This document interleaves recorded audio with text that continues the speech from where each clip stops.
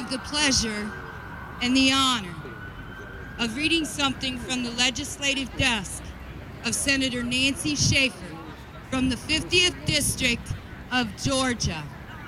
Senator Schaefer has received thousands upon thousands of letters from families afflicted and affected by the corrupt system.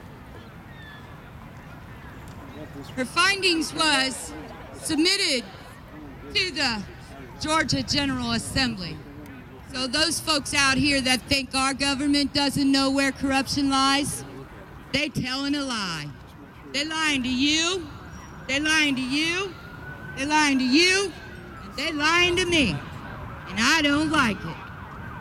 So here's what Senator Schaefer presented to the Georgia Assembly of the General Assembly.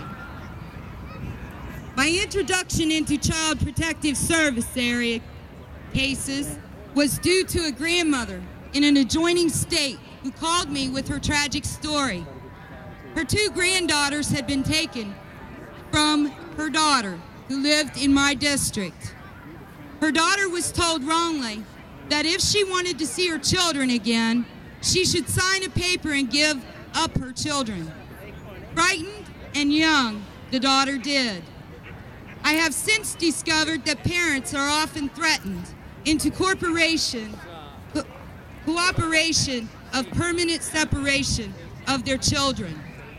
The children were taken to another county and placed in foster care.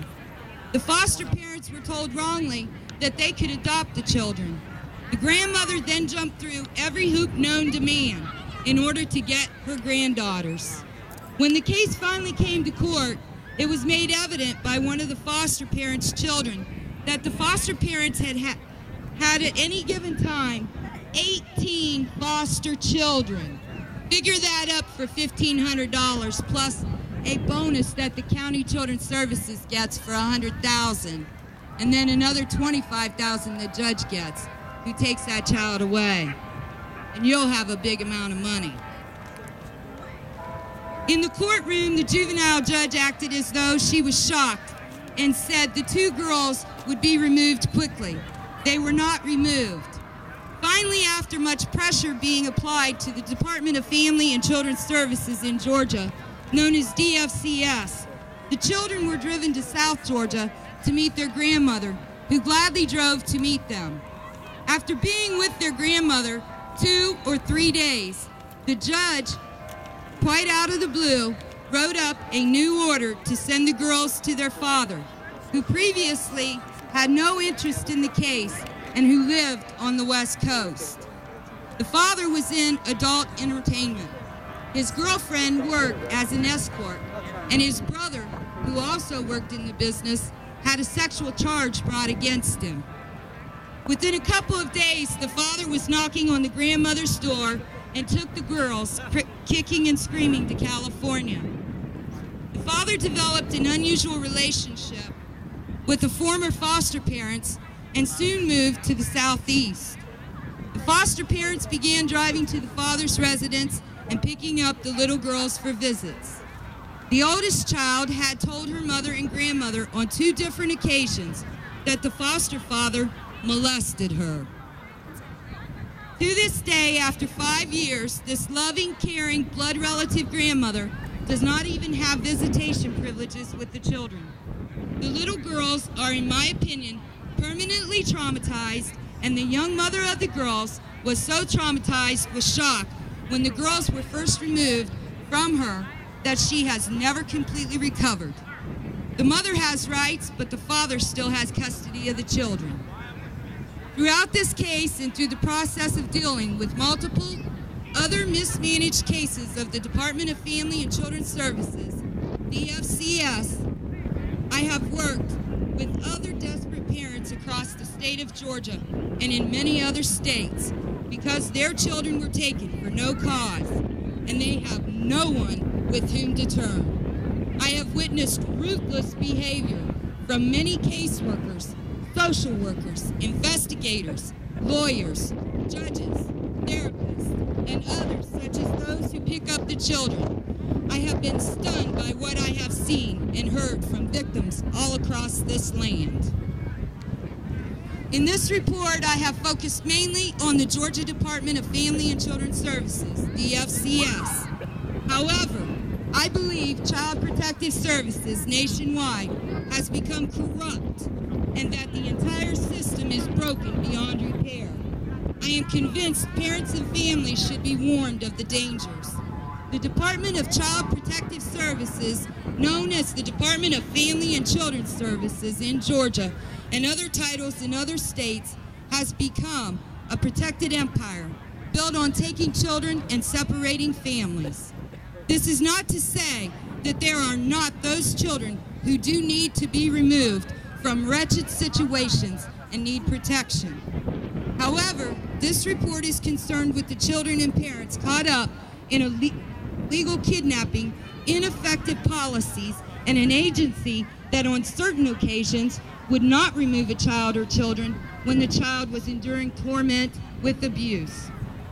In one county in my district, I arranged a meeting for 37 families to speak freely and without fear. These poor parents and grandparents spoke of their painful heart-wrenching encounters with DFCS. Their suffering was overwhelming. They wept and cried. Some did not know where their children were and had not seen them in years. I had witnessed the Gestapo at work, and I witnessed the deceitful conditions under which children were taken in the middle of the night, out of hospitals, off of school buses, and out of homes. In one county, a private drug testing business was operating within the agency's department that required many, many drug tests from parents and individuals for profit. It has already made over $100,000. Due to being exposed, several employees in this particular office were fired. However, they have now been rehired either in neighboring counties or in the same county again. According to the calls I am now receiving, the conditions in that county are returning to the same practices that they had before the light was shown on their evil deeds. Having worked with probably 300 cases statewide, and now hundreds and hundreds across this nation, and in nearly every state, I am convinced there is no responsibility and no accountability in Child Protective Services systems. I have come to the conclusion that poor parents very often are targeted to lose their children because they do not have the wherewithal to hire lawyers and fight the system. Being poor does not mean you are not a good parent, or that you do not love your child, or that your child should be removed and placed with strangers. That all parents are capable of making mistakes, and that making a mistake does not mean your children are to be removed from the home. Even if the home is not perfect, it is home. And that's where a child is the safest, and where he or she wants to be, with family.